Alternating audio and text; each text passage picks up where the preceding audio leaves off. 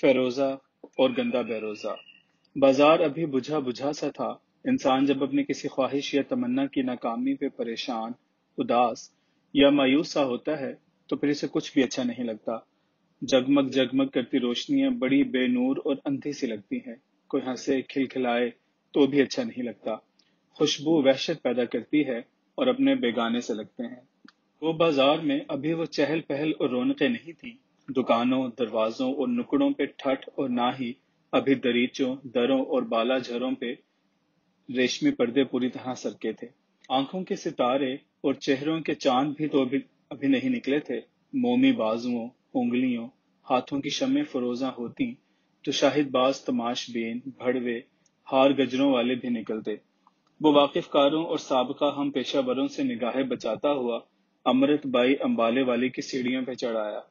خانہ زاد ملازم پیشہ ابھی چاندنیوں تکیوں کی سلوٹیں درست کر رہے تھے کہ وہ دیوانے خانہ پھلانگتا ہوا اندر شہ نشین کی جانب بڑھ گیا۔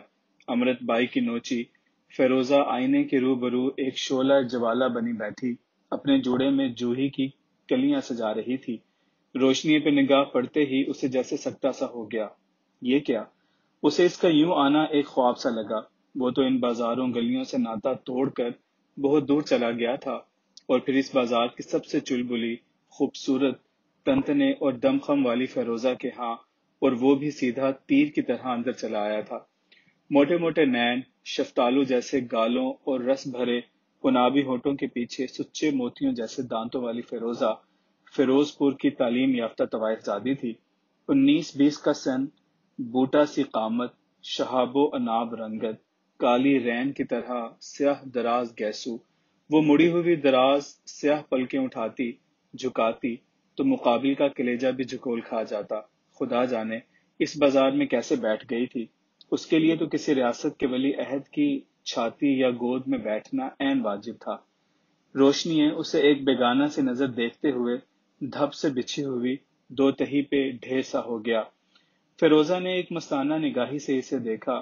وہ کافی بدلا بدلا سا تھا، شباب جیسے کچھ اور نکھر آیا ہو، سادہ سا مگر قیمتی لباس۔ کچھ حسین لوگ قدرتی طور پہ ہی جامہ زیب ہوتے ہیں، خالی لنگوٹ بھی پہن لیں تو بھپتا جچتا ہے، اور وہ تو تھا ہی شہزادہ۔ فیروزہ اس کی غلافی آنکھوں میں مستی اور اداسی کی گنگا جمنی کیفیت بھانپ کر ہلکے سے مسکرا دی۔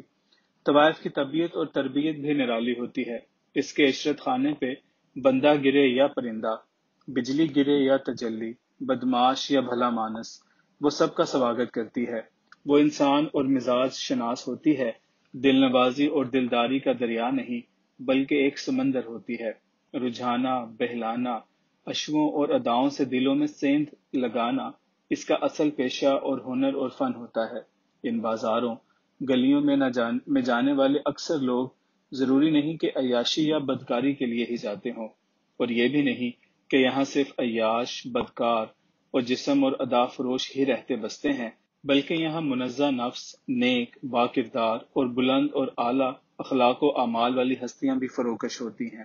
مسجدیں، مدرسے، امام بارگاہیں، اولیاء اللہ کے مزار بھی ہوتے ہیں، موسیقاروں کے بڑے بڑے گھرانے اور ڈیرے ہوتے ہیں، سماجی اور فلاحی بہبود کے ادارے ہوتے ہیں۔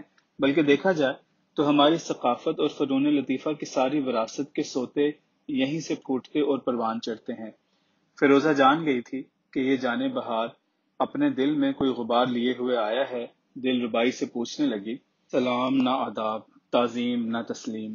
وہ یہ سن کر یوں بتکا ہوا اٹھا گویا نیچے سے کسی بچھو نے ڈنگ مار دیا ہو۔ وفور غضب سے اس کی آنکھوں سے چنگاریاں سے نکلنے لگی۔ ہذیان کے انداز میں بکنے لگا، وہاں بھی تسلیم اور یہاں بھی تسلیم، مجھے نہیں چاہیے تسلیم۔ فیروزہ حیران و ششدر سی اٹھی، بڑی لگاوٹ سے اس کے کندھے پہ دباؤ ڈالتے ہوئے بولی، بیٹھو تو صحیح، تسلیم کہہ کر ہم سے ایسی بھی کیا خطا ہوئی؟ روشنی جی، ہمارا مطلب تھا کہ ایسے منہ دھیانے تم آئے کہ جیسے کوئی ویرانے میں آ بیٹھے۔ ہم سامنے آئینے کی مانند دھرے بیٹھے ہیں، کچھ تو آداب تسلیم کہو کہ معلوم پڑے کوئی بھولا بھٹکا ہر جائی مدتوں بعد اس کوٹھے کی راہ لگا ہے۔ پھر تسلیم، کیا تم تسلیم کہے بغیر کوئی بات نہیں کر سکتی؟ وہ اس کے ڈھلواں شانے پہ کاٹ دار ٹھوڑی ٹکاتے ہوئے چہکی، اچھا اب نہیں کہتے، بولو کچھ کھاؤ گے یا کچھ پیو گے، کچھ بھی ہو مگر اس میں زہر ضرور شامل ہونا چاہیے۔ اس کے کان کی بے لٹکی لو کو نتھ والی ناک کی پھونک سے چھوتے ہوئے بولی، شش، زہر تیرے دشمنوں کو جو تیری قدر نہ جانے۔ نصیبو کیسی ہے؟ گھر میں خیریت تو ہے نا؟ بیٹا جنا ہے، تسلیم نام رکھا ہے۔ میں نے اسے شروع دنوں سے کہا تھا کہ مجھے بیٹی چاہیے، اب بول، میرا دماغ نہ بگڑے تو کیا بگڑے۔ وہ اس کے جسم کی خوشبو کا مزہ لیتے ہوئے بڑی لٹک میں بولی، بیٹے کی مبارک ہو، روشنی بیٹیوں سے تو یہ بازار بھرے پڑے ہیں، ایک نہ ہوئی تو کوئی فرق نہیں پڑے گا، اور پھر یہ کوئی کسی کے بس کی بات تو ہوتی نہیں کہ جو چاہو وہی ہو، بس وہ جو دے اس کے آگے سر تسلیم کرنا چاہیے۔ وہ اس کا سر اپنے شانے پہ سے ہٹاتے ہوئے بولا، جب میں پیدا ہوا تھا تو میری ماں نے مجھے اتنے دن بھی اپنے ہاں ٹھہرنے نہیں دیا تھا جتنے دن اس نے مجھے اپنی کوکھ میں ٹھہرا کر رکھا تھا۔ میری نانی نے مجھے ایک دور دراز گاؤں میں ایک پیشہ ور دایا کے سپرد کر دیا تھا۔ اپنے پاؤں پہ کھڑا ہونے تک مجھے کچھ علم نہیں تھا کہ میرے ماں باپ کون ہیں۔ دوسرے اپنی طرح کے بچوں کی طرح ہی اسی دایا کو دادو کہہ کر بلایا کرتا تھا، اور پھر جب میں نے قد کاٹ نکال لیا تو میری ماں مجھے واپس لے آئی۔ نانی مر چکی تھی اور ماں اپنی جوانی کے سنہرے دن لدوا چکی تھی۔ میرے اوپر دو بہنیں پیدا ہوئی تھیں جو اب ماں کے بڑھاپے کا سہارا تھیں۔ مجھے استادوں کے سپرد کر دیا گیا جہاں میں نے مختلف ساز بجانے سیکھے۔ جب تیار ہو گیا تو بہنوں کے مجرے میں سنگت کرنے لگا۔ میری ماں نے مجھے کبھی اپنا بیٹا اور بہنوں نے کبھی اپنا بھائی نہیں کہا۔ مندہ ہوتا تو میں گاہک تماش بین پھانس کر لاتا۔ مجھے آج تک معلوم نہیں ہو سکا کہ میرا باپ کون ہے۔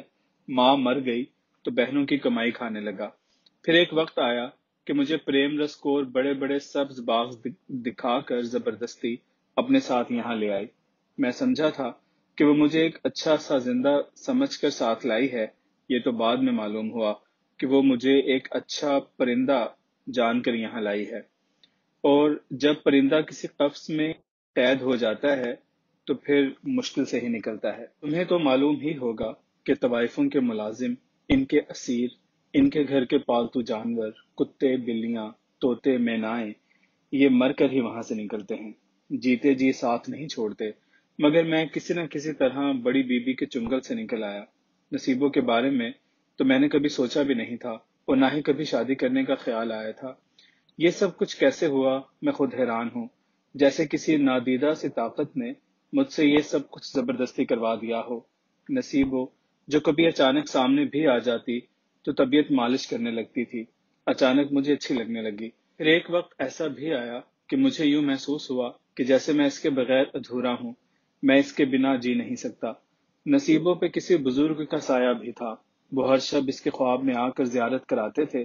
ہماری شادی میں ان بزرگ کی مرضی اور مدد بھی شامل تھی۔ بقول نصیبو یہ تسلیم نام بھی انہی بزرگ کا ہی دیا ہوا ہے، لیکن مجھے بیٹا نہیں چاہیے تھا۔ میں نے بچے کو دیکھا ہے اور نہ ہی نصیبوں کے پاس گیا۔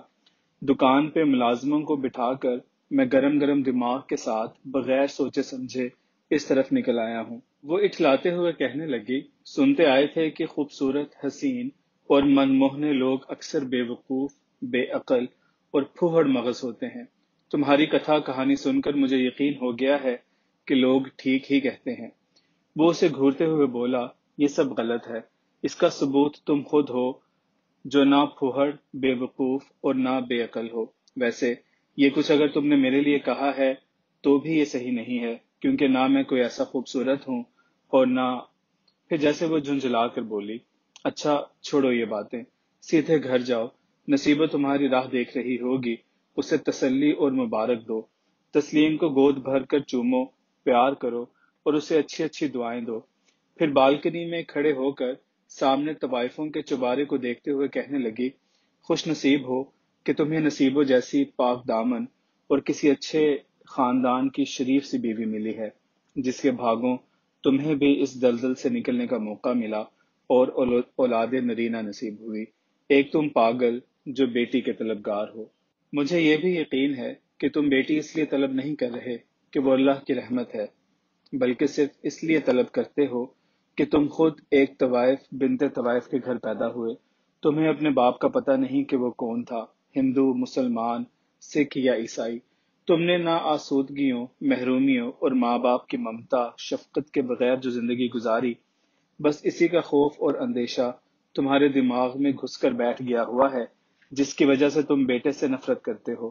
اب سوچنے کی یہ بات ہے کہ اگر تم کوٹھوں بالا خانوں سے نکل چکے ہو تو پھر یہاں کے ریتوں روایتوں کو بھی بھول جاؤ، اور اگر تم ابھی تک آسمان سے گر کر کھجور میں ہی اٹکے ہوئے ہو، نانی اور اماں کے پیشے کماش کو نہیں بھولے، تو پھر تمہیں حسب ضرورت بیٹی کی خواہش ہی کرنا چاہیے۔ اب سوچ لو، تم زندگی کے جس دوراہے پہ کھڑے ہو وہاں تمہیں صرف ایک واضح راستہ اختیار کرنا ہے، بیٹے والا یا بیٹی والا، قلم درامتی ہتھوڑے والا یا طبلہ سارنگی اور گھنگروں والا، اللہ کی تسلیم و رضا والا یا طوائفوں کے مجروں کی آداب و تسلیم والا۔ فیروزہ، میں تو تمہارے پاس اپنا غم غلط کرنے آیا تھا اور تم نے مجھے آگے سے بھاشن دینے شروع کر دیے۔ وہ ایک ادائے دل ربائی سے اپنا خوبصورت سا ہاتھ اس کے آگے لہراتے ہوئے بولی، میرے ہاتھ کی تیسری انگلی کو غور سے دیکھو، چھوٹی سی انگشتری میں تمہیں ایک قطرہ آب زلال کی مانند سپیدی مائل ننھا سا فیروزہ دکھائی دے رہا ہوگا۔ اکثر فیروزے فیروزی رنگت ہی ہوتے ہیں، مگر نیشا پوری فیروزوں میں ایک علیحدہ سی قسم زلالی فیروزوں کی بھی ہوتی ہے، جو بے حد نفیس، سپیدی مائل، سکون آور، سعد، معتدل مزاج اور انتہائی سریع الاثر سم قاتل بھی ہوتے ہیں۔ ہتھیلی پہ رکھ ہلکا سا تھوک دو تو پھر نگل لو تو کلیجہ کاٹ کر رکھ دیتے ہیں۔ یہ اپنی توہین برداشت نہیں کر سکتے۔ اس نیشا پوری فیروزے کی طرح میں بھی فیروز پور والی ہوں، سہاگن عورت کی توہین برداشت نہیں کر سکتی۔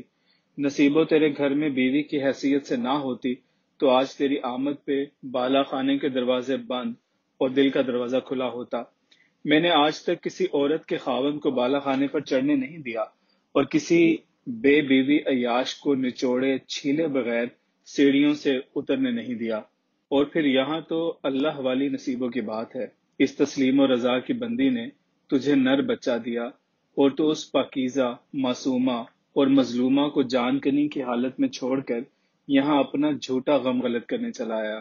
بد نصیب، چلا جا اس خوش نصیبوں کے پاس جس کے ہاں تیری دنیا اور آخرت دونوں کو سنوارنے کے وسیلے ہیں۔ وہ ایک راہ کھوٹی کیے ہوئے صحرائی اونٹ کی مانند جباڑا کھولے ہوئے پھیلی پھیلی آنکھوں سے اس فیروز پور چوہیا کو دیکھ رہا تھا، جس نے اس کی ساری مردانہ پان پت اتار کر اس کی ہتھیلی پہ دھر دی تھی اور اس کی نکیل اسی کو تھما کر نخلستان رخ کر دیا تھا۔ وہ جانے لگا تو آخری گرہ باندھنے کی غرض سے تبرکن کہنے لگی، جن خوش نصیبوں کے ہاں ہدایت اترنے والی ہوتی ہے نا، ان کے ہاں پہلے نیک سگڑ اور دیندار بیویوں کی ڈولیاں اترتی ہیں، اور جن بد نصیبوں کی دنیا اور دین برباد ہونے ہوتے ہیں ان کو خوبصورت، بے دید و لحاظ، دین اور شرم و حیا سے بیگانہ، بازاری قسم کی زبان دراز عورت نما افریتوں کے پیچھے لگا دیا جاتا ہے۔ وہ سیڑھیاں اترتے ہوئے سوچ رہا تھا، میرے مولا، میں گھر کی مولویان سے بدک کر یہاں پہنچا تھا، آگے مجھے مفتیانی ٹکری۔ واپسی پہ سے یوں لگا گویا وہ کسی دھوبن کے پاس سے اپنی طبیعت صاف اور فطرت استری کروا کر آ رہا ہو۔ لچھمن داس حلوائی کی دکان کے آگے اس کے قدم خود بخود رک گئے۔ دو ٹوکریاں امرتیاں بندھوا کر جب وہ اپنی دکان کے قریب پہنچا تو راج گنج کے سپروں کی مسجد سے عشاء کی اذان بلند ہوئی، حیا علی الصلاۃ، حیا علی الفلاح۔ دکان پہ مٹھائی اتار کر وہ گھر کے بجائے مسجد کی جانب بڑھ گیا۔ معلوم ہوا کہ ہدایت جہاں سے ملنی ہوتی ہے وہیں سے ہی ملتی ہے۔ جہاں کسی پہنچے ہوئے بزرگ کی نگاہ کام نہیں کرتی، وہاں کسی انتہائی گنہگار، بدکار اور برے انسان کی بات بول کام کر جاتے ہیں۔ ماں باپ کہتے کہتے تھک ہار عاجز آ جاتے ہیں، مگر اثر نہیں ہوتا۔ مگر وہی بات کوئی سجن بیلی کہہ دیتا ہے تو فوراً مان لی جاتی ہے۔ بڑے بڑے قابل اور کوالیفائڈ ڈاکٹروں، معالجوں سے فاقہ نہیں ملتا اور فٹ پاتھ پہ بیٹھنے والے عطائی حکیم سے شفا نصیب ہو جاتی ہے۔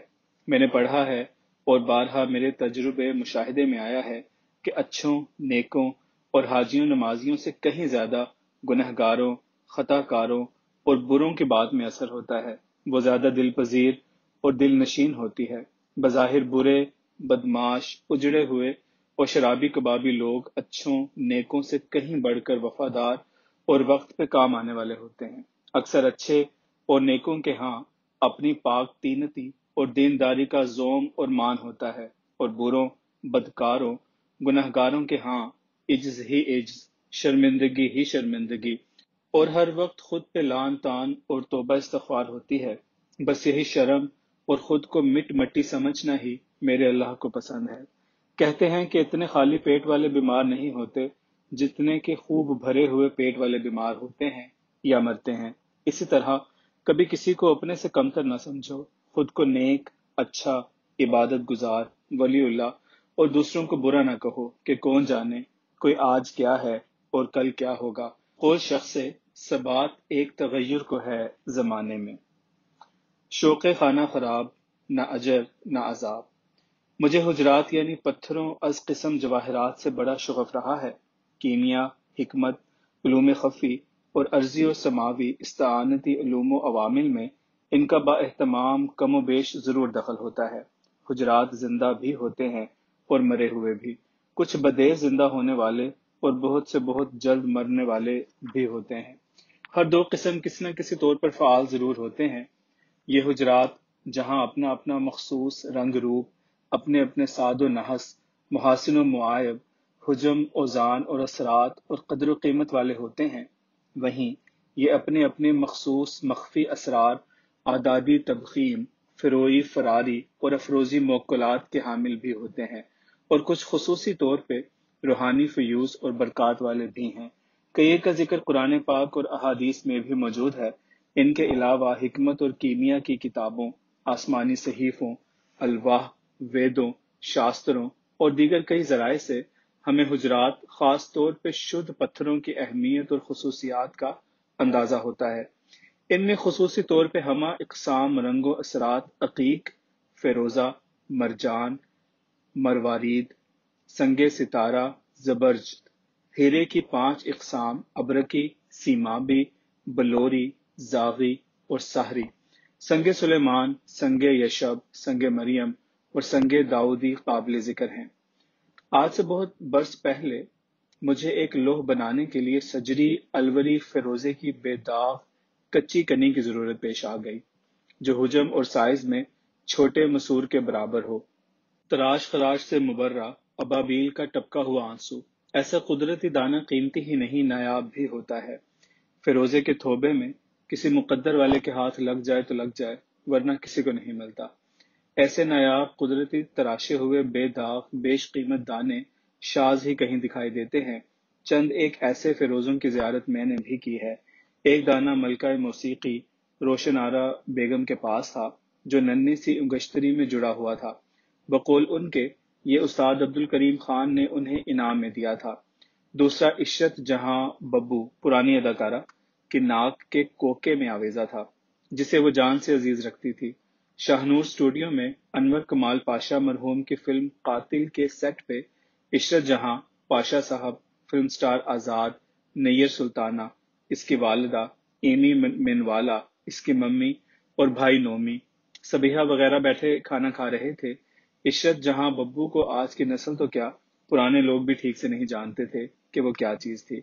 اس کا تنتنا، وقار، شاہانہ لہجہ اور رکھ رکھاؤ اس بلا کا تھا کہ بڑے بڑے راجے مہاراجے اس کے چشم التفات کے منتظر رہتے۔ اس کی گاڑیاں، محل، سٹاف، لباس، ہیرے جواہرات اور شاہانہ ٹھاٹ باٹ کسی ملکہ سے کم نہ تھے۔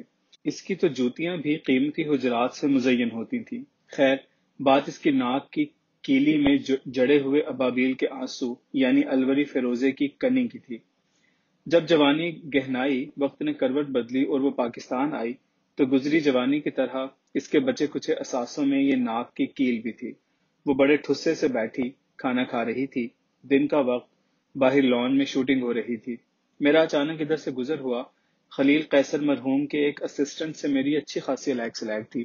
اس نے مجھے اشارے سے پاس بلایا اور کہا، ذرا رکو، ابھی ایمی مینوالا کے ڈانس کا ٹیسٹ ہے۔ وہ کراچی سے آ کر اپنی ممی اور بھائی کے ساتھ لاہور کے اسٹوڈیوز میں کام کی تلاش میں پھر رہی تھی۔ اسی دوران اچانک میری نظر ببو کی ناک کی کیلی کے فیروزے پہ پڑ گئی۔ ذرا دھیان دیا تو فیروزے والے بھی نظر آ گئے۔ اب کیسی شوٹنگ اور کون سا مین والا؟ میں باولا سا ہو کر فیروزے پہ نظریں جما کر کھڑا ہو گیا تھا۔ قارئین یقین فرمائیں کہ اگلے ہی لمحے ببو نے میری جانب گھور کر دیکھا۔ دیکھا جائے تو میرے علاوہ بے شمار لوگ وہاں کھڑے بیٹھے تھے جو سب ہی ادھر دیکھ رہے تھے، مگر میرا دیکھنا شاید کسی اور قسم کا دیکھنا تھا۔ وہ سن بھی کیا تھا، کچی سی عمر، اس عمر میں کوئی فیروزے کو کیا جانے یا سمجھے گا، اور پھر اس مخصوص فیروزے کو، لیکن وہی کہ میرے ساتھ معاملہ دیگر تھا۔ ببو کا اب کھانا پینا غارت ہو چکا تھا، وہ مسلسل مجھے غصے سے گھورے جا رہی تھی۔ پھر اس نے اشارے سے مجھے اپنے پاس آنے کے لیے کہا۔ میں فوراً گھوم کر ادھر اس کے پاس پہنچ گیا۔ مسکراتے ہوئے پوچھنے لگی، نام کیا ہے اور کہاں رہتے ہو؟ میں شاید دونوں سوالوں کا جواب دینا مناسب نہیں سمجھتا تھا۔ آئیں بائیں شائیں کر کے میں خاموش ہو کر پھر فیروزے کو گھورنے لگا۔ زچ ہو کر کہنے لگی، تم یہاں سے چلے جاؤ یا ہم یہاں سے رخصت ہو لیتے ہیں، تم نے میری ناک میں انگارے سے دہکا دیے ہیں۔ میں نے روکھے سے لہجے میں پوچھا، میڈم آپ نے یہ فیروزے کی کنی کہاں سے حاصل کی؟ یقین کریں کہ ببو نے جواب دینے کے بجائے وہاں سے اٹھ کر میک اپ روم میں چلے جانے کو ترجیح دی۔ تیسرا دانہ میں نے اپنے بابا جی کی گلشبو عطر دان کے ڈھکنے کے اندر کی سطح پہ کھدی ہوئی ایک الوہ کی بسم اللہ الرحمن کی بائے بے کے نقطے کی جگہ جڑا ہوا دیکھا تھا۔ اس وقت رواں میں تو کبھی پوچھنے یا بسم اللہ کے بائے کے نقطے کی جگہ یہ الوری فیروزہ کی موجودگی جاننے سمجھنے کی جرت نہ ہوئی تھی۔ بعد میں جب سر پہ پڑی تو پھر ساری سمجھے آ گئی۔ چوتھی اور آخری بار میں خود اس کی کھوج میں نکل کھڑا ہوا تھا۔ کہاں جاتا، کہاں سے ڈھونڈتا؟ وہ جو شعر ہے کہ نہ ہو طلب تو کسی در سے کچھ نہیں ملتا، جو ہو طلب تو دونوں جہاں سے ملتا ہے۔ میرے لیے ایک لوح کی تکمیل و ترتیب بے حد اہم تھی۔ 4 کھرے برس میں نے اسے ترتیب دینے اور تیار کرنے میں لگا دیے تھے۔ اگلا برس اس کی تکمیل کے لیے بے حد سعد تھا، اور اسی اگلے برس محرم میں مجھے یہ مکمل لوح لے کر موصل عراق ضرور پہنچنا تھا۔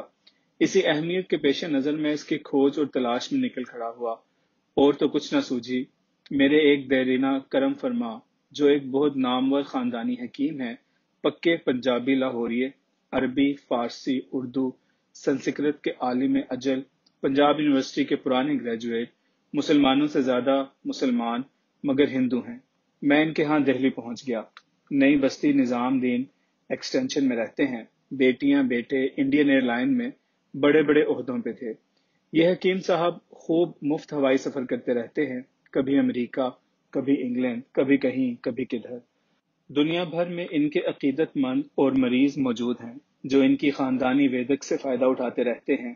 بے حد مرنجام مرنج، مخلص اور ذات پات، مذہب، ملت سے دور، بہت پرے ہٹ کر انسانیت کی پوجا کرنے والے۔ میری ان سے دوستی کی وجہ ایک تو حکمت اور کیمیا ہے، دوسری وجہ ان کے ایک بے حد عزیز دوست ہیں جو ممبئی کے ہیں مگر رہتے لندن میں ہیں۔ ان کا نام بھی محمد یحییٰ خان ہے۔ یہ ایک سے ناموں کی مناسبت بھی ایک وجہ دوستی ہے۔ تیسری بڑی وجہ یہ ہے کہ ہم دونوں ایک ہی پٹڑی کے آدمی ہیں، دماغ سے کھسکے ہوئے۔ انہوں نے بھی ادھر ادھر کے جتنے بھی الٹے سیدھے علوم ہیں گھوٹ کر پی رکھے ہیں۔ ان کی کوٹھی سے زیادہ مطب، لیبارٹری، تجربہ گاہوں، دواؤں، کشتوں کی فیکٹری، سیارہ گاہ، میرے جیسے پاگل دوستوں کی قیام گاہ، مشاعرہ گاہ، توام گاہ وغیرہ وغیرہ ہے۔ وہ خود بھی ہر صبح سیر کے بعد حضرت نظام الدین رحمۃ اللہ علیہ، امیر خسرو رحمۃ اللہ علیہ اور اسد اللہ غالب کے مزارات پہ حاضری دیتے ہیں، اور ان کے مسلمان بزرگوں اور اولیاء اللہ سے عقیدت کا یہ عالم ہے کہ وہ باقاعدہ عرسوں اور دہلی کی تمام خانقاہی تقریبات میں با اہتمام شرکت کرتے ہیں۔ سب جانتے ہیں کہ یہ محاشے ہندو ہیں، مگر ان میں ہندوؤں والی کوئی بات ہے ہی نہیں۔ کھانا پینا، اٹھنا بیٹھنا، مرنا جینا سب مسلمانوں جیسا اور ان کے ساتھ ہے۔ میں ان کے ہاں پہنچا تو بہت خوش ہوئے، کہنے لگے بڑے مناسب وقت پہ آئے ہو، میسور، بنگلور، دہرادون اور رانچی چلیں گے، کچھ مفردات اور جڑی بوٹیاں چن کر لانی ہیں، اور ساتھ ساتھ شکار کی تفریح بھی رہے گی۔ میں نے ہاتھ جوڑ دیے، مہاراج پچھلی بار اوٹی اور شملہ کی تفریح سے مجھے جو ذہنی، اعصابی اور مالی نقصان پہنچا تھا، ابھی تک میں اس سے سنبھل نہیں پایا۔ اور پھر اس بار میں آپ کے پاس ایک اہم کام سے آیا ہوں، میری راہبری فرمائیں تاکہ میں اپنی راہ پکڑوں۔ یار زندہ صحبت باقی، انشاءاللہ یہ میسور بنگلور وغیرہ پھر کسی اچھے اور فارغ وقت جانے کا پروگرام بنائیں گے۔ میں نے انہیں بتایا کہ مجھے ہر قیمت پہ ایک الوری فیروزہ کی کنی چاہیے، اور وہ بھی کچی سچی۔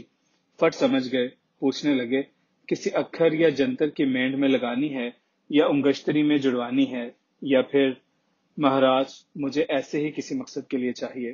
بولے بھائی دہلی میں تو سوال ہی نہیں اٹھتا کہ مل پائے، البتہ اگر تم ممبئی، لکھنؤ یا حیدرآباد کا چکر لگاؤ تو شاید کچھ گن سن لگ جائے، ویسے امید نہیں۔ میں نے یوں ہی کہہ دیا، جے پور یا اجمیر شریف کے بارے میں کیا خیال ہے؟ وہ سر ہلاتے ہوئے بولے، کچھ کہہ نہیں سکتے، 2 برس ہوئے، ٹونک کے ایک صراف کے پاس دیکھی تھی۔ وہ کوئی پیسے والا گاہک تلاش کر رہا تھا، مگر کنی تھی پکی، رنگ اگل کر بند چکی تھی، اور آپ کو تو کچی تومڑی چاہیے۔ اجمیر چلے جاؤ، غریب نواز رحمت اللہ علیہ سرکار سے بات کر کے دیکھ لو، شاید وہاں کوئی کام بن جائے۔ مگر نہ جانے کیوں میں دوسرے دن اجمیر کے بجائے ممبئی کے لیے عازم سفر ہو گیا۔ ممبئی سونا چاندی، نوادرات، کندنی زیورات اور جواہرات کی بہت بڑی منڈی ہے۔ ہر طرح کا دیسی بدیسی مال وافر مل جاتا ہے۔ بیچنے اور خریدنے والے دونوں ممبئی کا ہی رخ کرتے ہیں۔ محمد علی روڈ چلے جاؤ، Marine Drive, Juhu, Gateway of India, Forest Road, Bandra, Maula Bakhsh تالاب، ٹرام ٹاور، سبھاش مارگ، جوہری بازار، جواہر نگر، ماہم، اندھیری، جو چاہو خریدو اور جو چاہو بیچو۔ ممبئی میں لاکھ برائیوں کی ایک برائی یہ ہے کہ یہ کراچی، مدراس، کولکتہ کی طرح انسان کو سر سے نہیں بلکہ پاؤں سے پکڑتا ہے، یا پھر جو شہر سمندر کے کنارے آباد ہوں وہ سب ایسے ہی ہوتے ہیں، اور میں کسی کو اپنے پاؤں پکڑنے یا چھونے نہیں دیتا۔ ہاں تو کہہ رہا تھا کہ میں ممبئی پہنچ گیا۔ یہاں میرا قیام اکثر شکیلہ بانو بھوپالی کے ہاں دادر میں رہتا، یا پھر محمد علی روڈ پہ سیٹ سلیمان خان صورتی کے ہاں ہوا کرتا تھا، جن کا لندن سوہو میں بھی قالینوں اور نوادرات کا کاروبار ہے۔ ادھر ممبئی میں بھی میرین ڈرائیو پہ ایک فقید المثال نوادرات کا ایمپوریم ہے، جہاں صرف حجرات، ہیرے جواہرات کی مصنوعات نمائش اور فروخت کے لیے ہوتی ہے۔ موتیوں کے جڑاؤ زیورات، قیمتی پتھروں کے ظروف، ہاتھی دانت کے بنے ہوئے زیور، تاج محل کے ماڈل، سنگ خارا اور سنگ اسود کے ٹیلی فون سیٹ، اور دیگر آرائش اور زیبائش قیمتی سامان وغیرہ وغیرہ۔ دوسرے لفظوں میں یہاں زیادہ تر غیر ملکی نوادرات کے شوقین اور تاجر، بڑے بڑے پاگل قسم کے دولت مند آتے ہیں، جو صرف دولت خرچ کرنے کے بہانے تلاش کرتے پھرتے ہیں۔